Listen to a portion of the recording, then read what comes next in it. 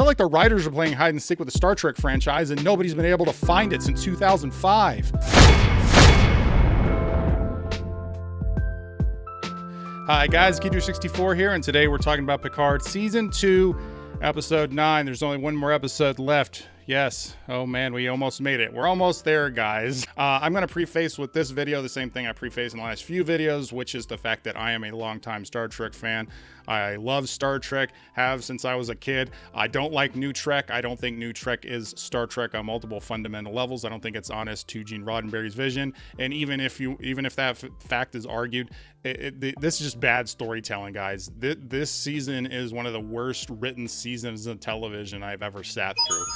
So it's not good. I don't like it. The reason why I'm prefacing with that is so you know where I'm coming from with this review. Longtime Star Trek fan, don't really like New Trek. If you like New Trek, that's cool. I'm not here to take away your fun. I'm just being upfront with where I'm coming from in this review. So no harm, no foul if you don't feel like watching. But yeah, let's go ahead and jump into the review. So this episode pretty much picks up where we left off in the last episode, where the Borg Queen is teamed up with Soong for some dumb reason, and he brought together some mercenaries, which she assimilated after eating some car batteries.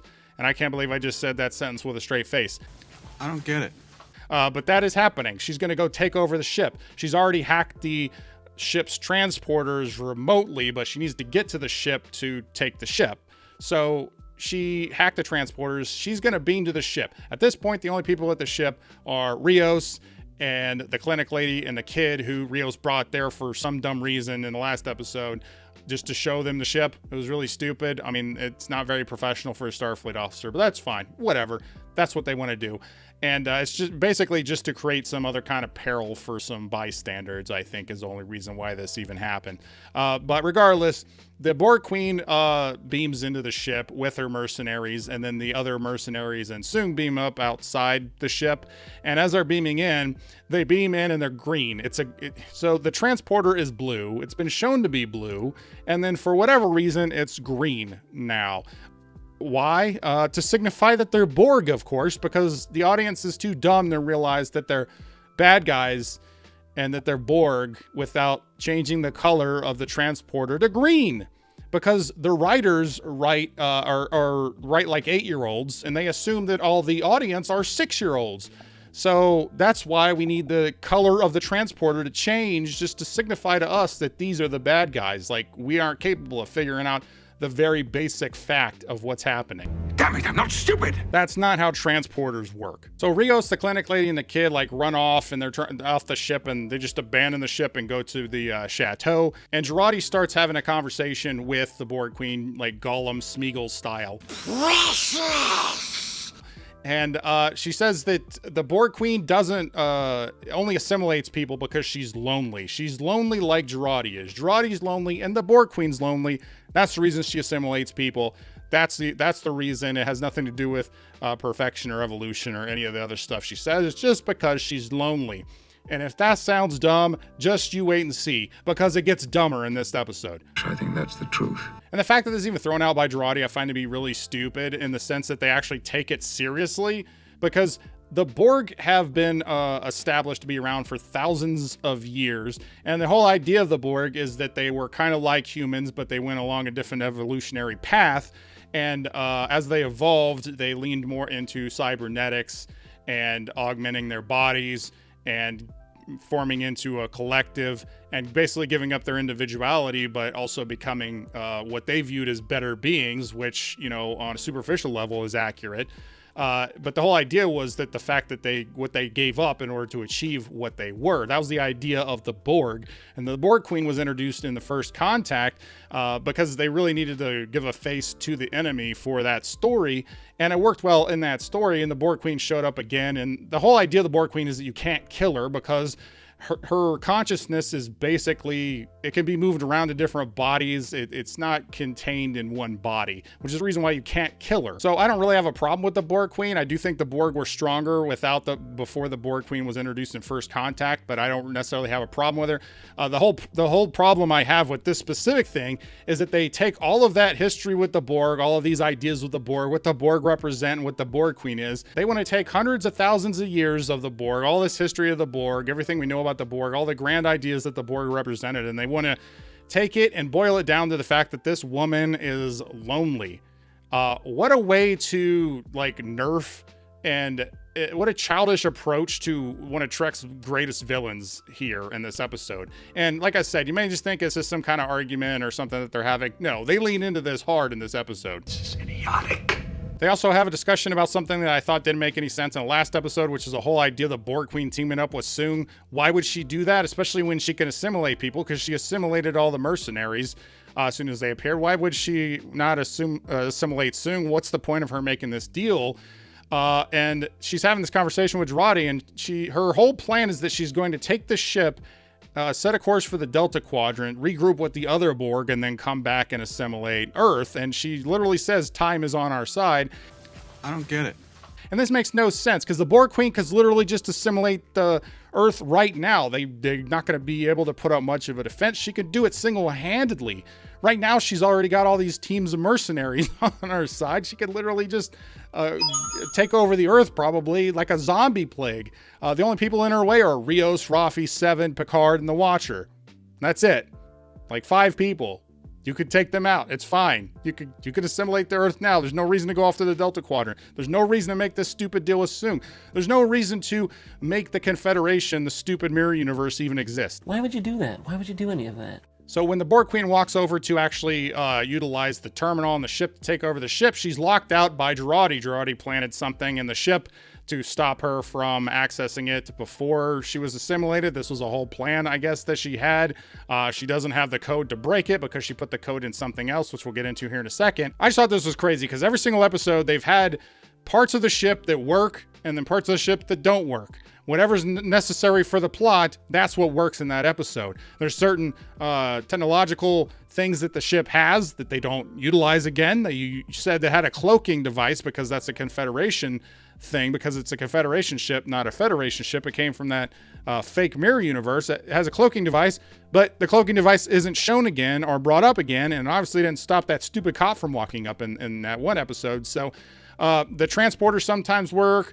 All of these things sometimes work. The heat sometimes works. It doesn't even matter. Every single episode, there's certain parts of the ship that work or don't work based on whatever the writers want to have at the time. And the idea that the Borg Queen was able to hack the transporter and transport them there, hacked it remotely, but now she's physically in front of the terminal and now she's blocked out. If Jaradi had this plan to stop the Borg Queen, why would she allow her to actually access the transporter? It doesn't make any sense. Anyway, one of the other technical capabilities of the ship is the fact that it does have holograms. Yes, I wondered if this was going to be carried over because the ship had holograms. It had Rios holograms. One of the only good things about season 1 of Picard was Rios holograms. That was pretty much one of the only things I liked about that. I was wondering if they actually had holographic technology since this is the Confederation version of the ship. Well, apparently they do. And not only that, they have magical holographic technology that passively scans everybody on the ship and can transfer parts of their memory and read their feelings and put it into a copy of a hologram.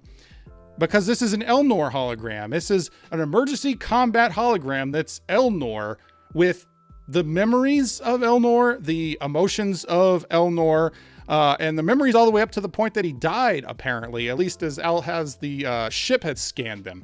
So yeah, is that not one of the dumbest things that you've ever heard or seen in Star Trek? That's stupid! You're stupid! Stop being stupid! So Picard, the Watcher, Seven, and Rafi beam to the ship, but they don't beam inside the ship. They don't beam outside the ship. They beam to the actual chateau, the building, which is where Rios and the clinic lady and the kid run up. And they're like, we need to get to the ship. And I'm just thinking, you have a transporter. Why would you not just transport into the ship? There's nothing unless I missed something, the Borg Queen has no access to the ship. You already demonstrated that. There's no shields up. If the shields were up, you could at least explain why they couldn't transport inside the ship. But that's not the case. You just wanted to beam all the way across, so you had to fight all these stupid Borg to get to the ship. But just when I was thinking this is kind of dumb, a flashbang goes off, and the flashbang kicks off a flashback. That's right, we get more Kid Picard flashbacks in this episode. And I really thought that we were done with this. I was thankful when episode 7 came around and we dealt with these stupid flashbacks and we were done with them. This is probably one of the dumbest things about the, I hate these flashbacks. It doesn't work with a character who's in their 90s to have childhood trauma that they randomly comes up that they've never dealt with. And the flashbacks doesn't even maintain Star Trek continuity, and I'll talk about that later. I've talked about it in previous reviews as well. So yeah, we get more kid Picard flashbacks, not just now, but multiple times throughout this episode. So Kid Picard is with his mother again, and they're playing hide and seek. And I feel like the writers are playing hide and seek with the Star Trek franchise, and nobody's been able to find it since 2005.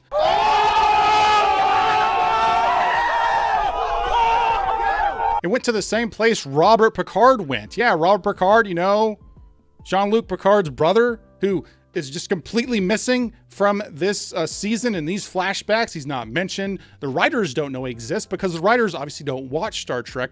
You don't even have to read any of the books. This is mentioned in a movie of Star Trek. He's shown in episodes of Star Trek. He's talked about.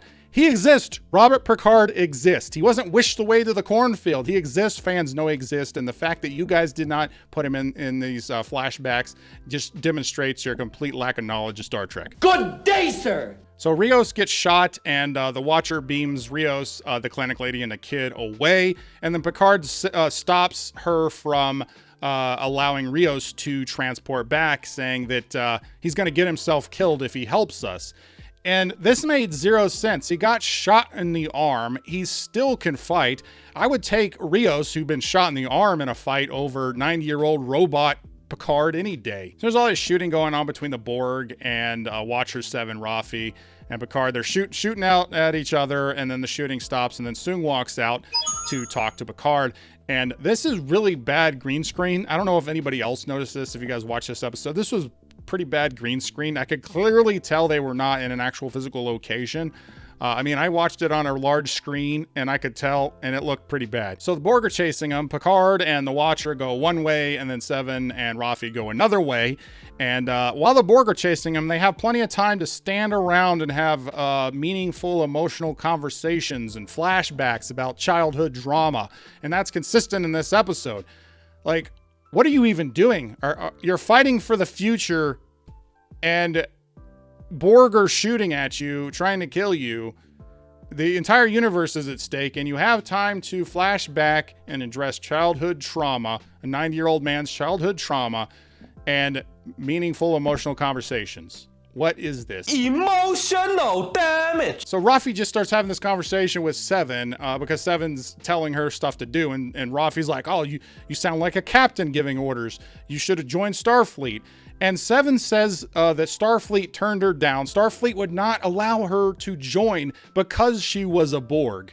And then they mention Voyager. They mention the fact that Janeway fought on her behalf to get into Starfleet, and it didn't work because she was a Borg. She was discriminated against because she was a Borg.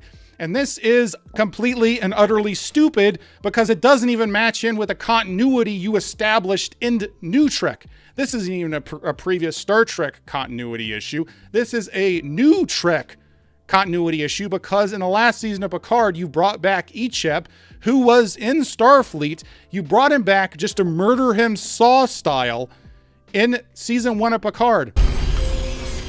Hello. Do you want to play a game? And they let him join. He's former Borg too. He's the same amount of Borg as you. They let him join. So the continuity makes zero sense. Even Picard, he was assimilated by the Borg and he still remained captain. He made it to admiral. He's still in Starfleet, so this explanation makes zero sense. And like I said, they keep stopping to have these kinds of conversations. When they're having this conversation, you hear Borg shooting in the background, and I'm just wondering, who are they shooting at? Who are they? There's two groups of people at this point. There's Rafi and Seven off one point, and Picard and the Watcher off another point. There's nobody else around. There's only those two groups of people, one of which disappeared. So where are the shots coming from? It's just background noise in order to build up tension or to remind you that something's happening, because without it, you'd just be like, why are you having this random conversation in the kitchen? And then the very next scene, we're cut back to the ECH, the hologram on the ship of Elnor, and we realize this is basically Elnor. It confirms what I was talking about before. This is Elnor. He finds his sword. He's excited to find his sword so he can fight, and he's excited. He has emotions. He's got the memories of Elnor for some reason. And yeah, this is happening. Then we cut back to Rios, and the clinic lady is again using technology. She's using the tricorder to heal Rios's bullet wound in his arm. And I mentioned this before, this is stupid. It doesn't matter this person's a doctor. They don't know anything about this technology. Why are they like, it's not some magic wand you just wave around and it does whatever you want. It's technology. It's not magic. It's science fiction. It's not Harry Potter. I compared this in one of my previous reviews to the fact if you pull some random person off the street right now who just saw a defibrillator in a TV show, never seen one in real life, they've just seen a TV show. They know what a defibrillator is. They know what it's supposed to do. They may not have used it before, but they at least know that basic knowledge, right? Imagine pulling a doctor from 1840 and giving him a defibrillator. They don't know what a defibrillator is. You didn't explain it to them. They don't even know what it is. It doesn't matter they're a doctor. They don't know what it is. Then we cut back to Elnor, and again, the way that this is functioning makes zero sense because the Borg are shooting at him. He's a hologram, and you're shooting projectiles at him. He's a hologram. It's not going to matter. He's a hologram.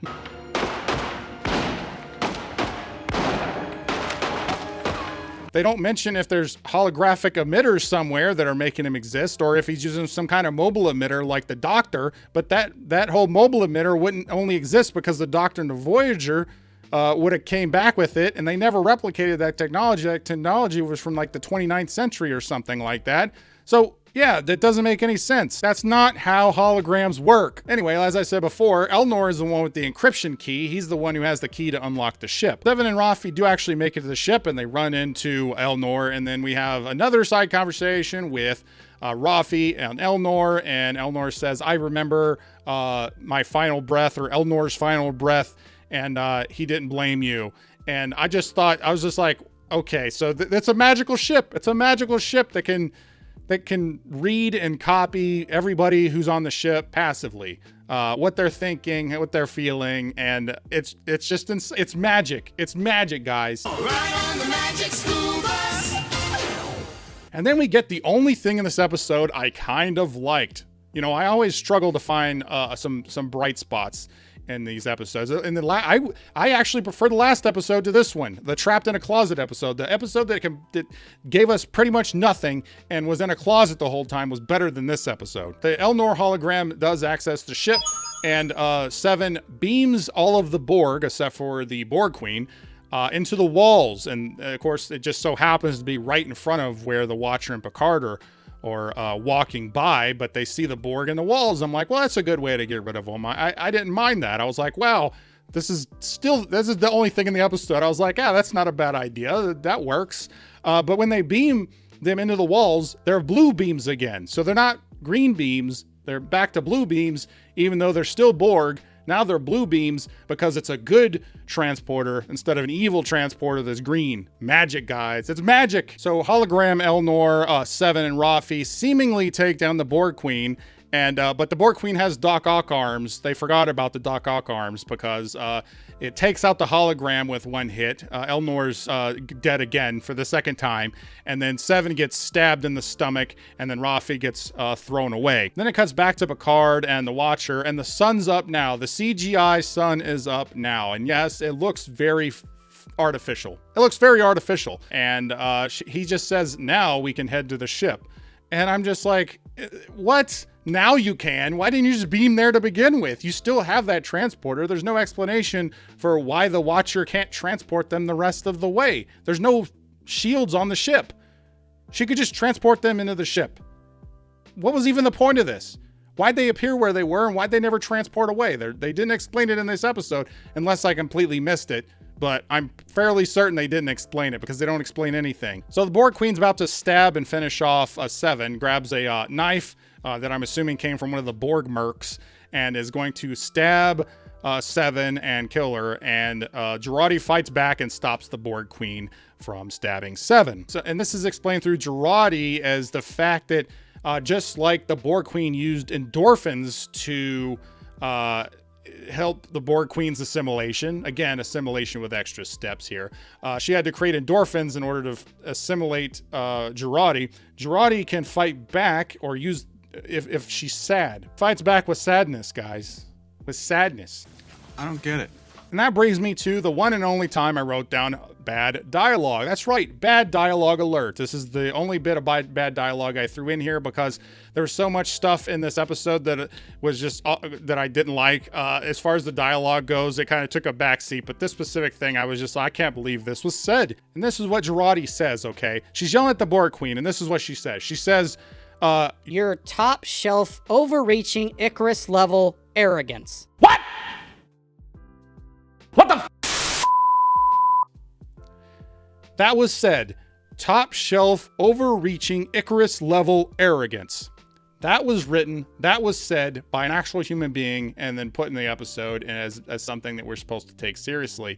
And if you think that was bad, the response from the Borg Queen was, if prattling on is your choice of weapon, I can wait. You can't be sad forever. why? Why are we still here? Just to suffer? Apparently the Borg Queen isn't a Trek fan, because if she was, she'd know that if you were a Trek fan right now, you could be sad forever, seeing your series completely and utterly destroyed, decimated by hack writers who write stories at a 4th grade reading level. Babies! They're babies! So then Jaradi talks the Borg Queen into making different Borg. She wants to basically merge with the Borg Queen. Because remember, she's lonely, guys. The Borg Queen is lonely, and that's the only reason the Borg exists, is because the Borg Queen is lonely. And she wants to merge with the Borg Queen and create voluntary Borg. So she wants to create she basically wants to create a Firefly. The Firefly crew, but everybody's a Borg. That's basically what this compromise is. And the Borg Queen agrees to this. I don't get it. Then we cut back to Rios. He transports back. He saves Picard. Again, like I said, I would rather have a one-armed Rios instead of a 90-year-old robot Picard any day in a fight. Rios didn't even have a cigar, and he still kicked ass.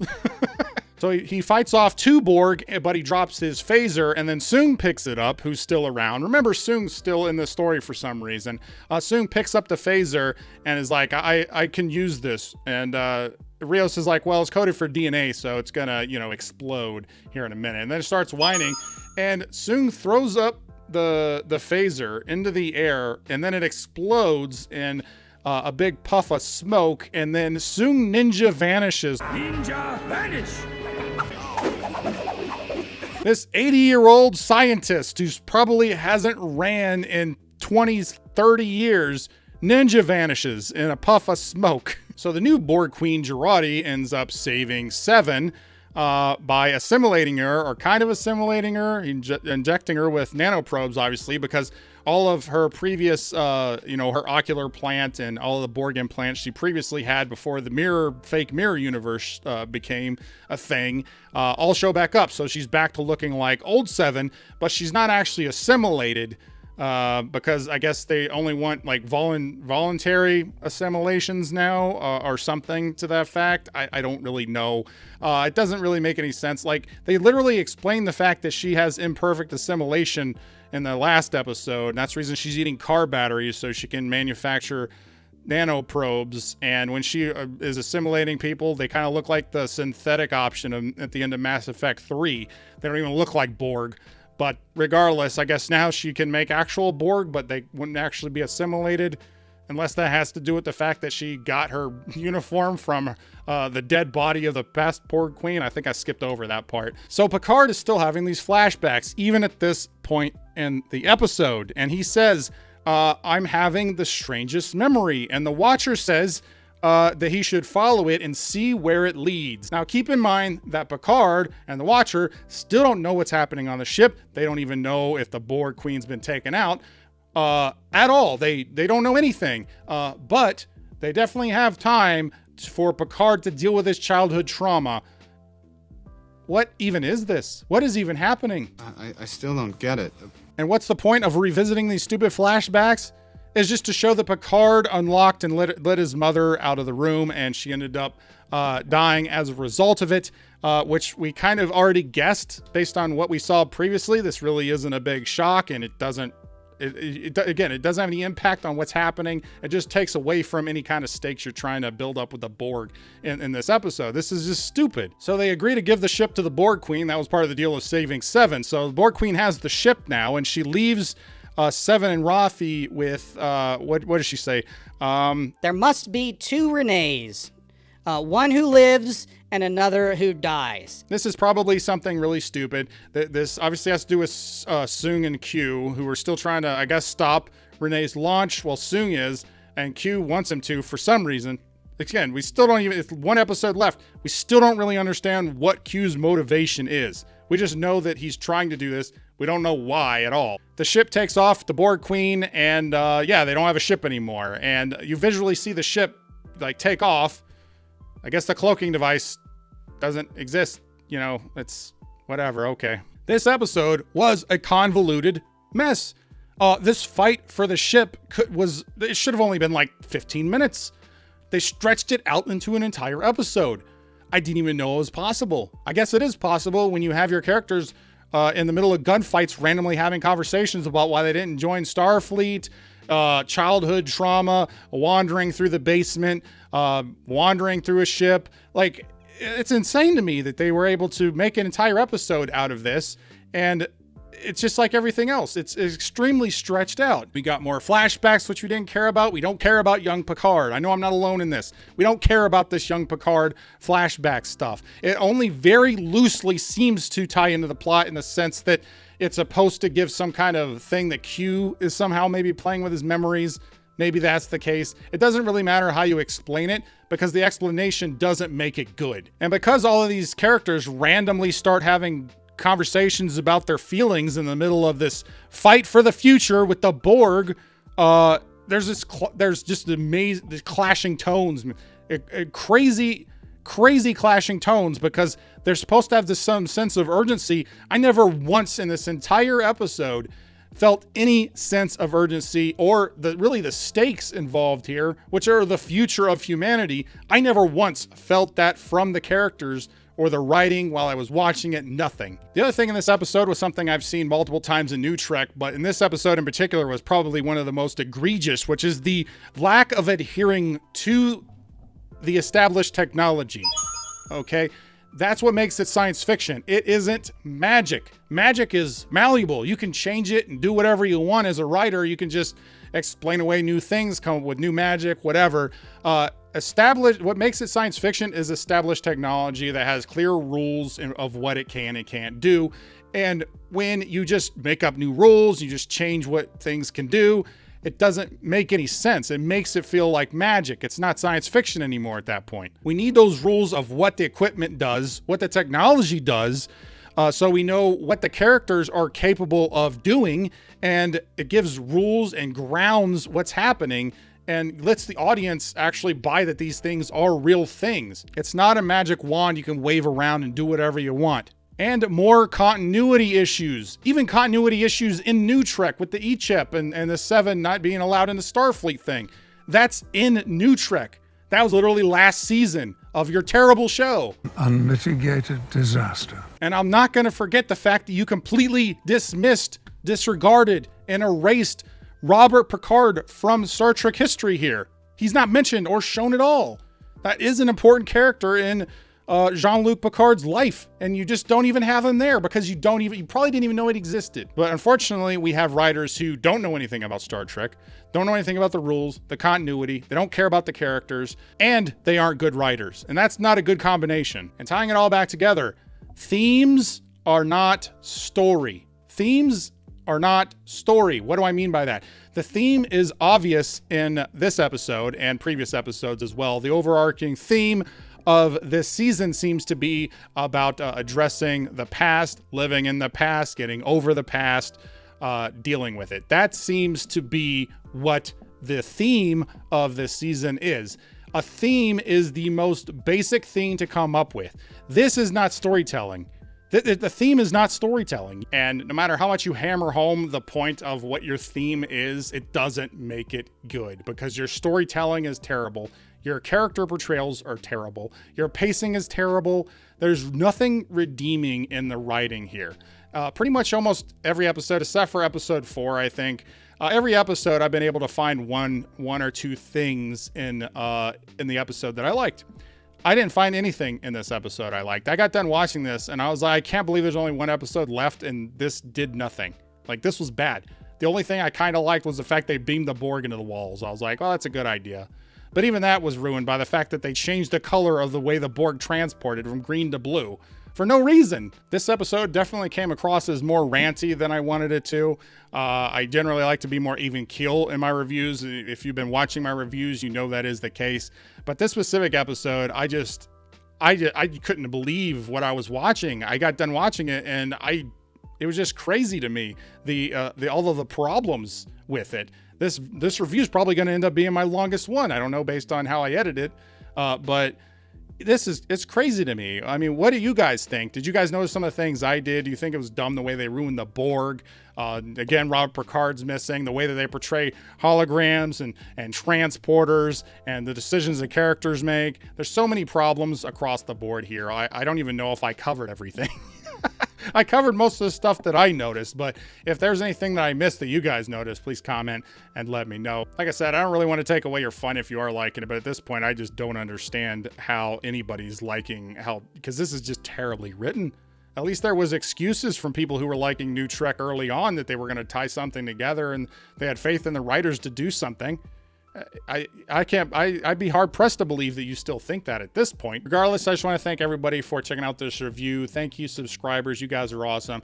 Welcome new subscribers. We've got more Star Trek stuff coming out. Even after Picard is over, I have some ideas for some Star Trek stuff I want to do that I'm already working on and looking forward to sharing with you guys some more positive stuff. So stay tuned for that. Got some links to some other Star Trek videos at the end of this video, so check that out.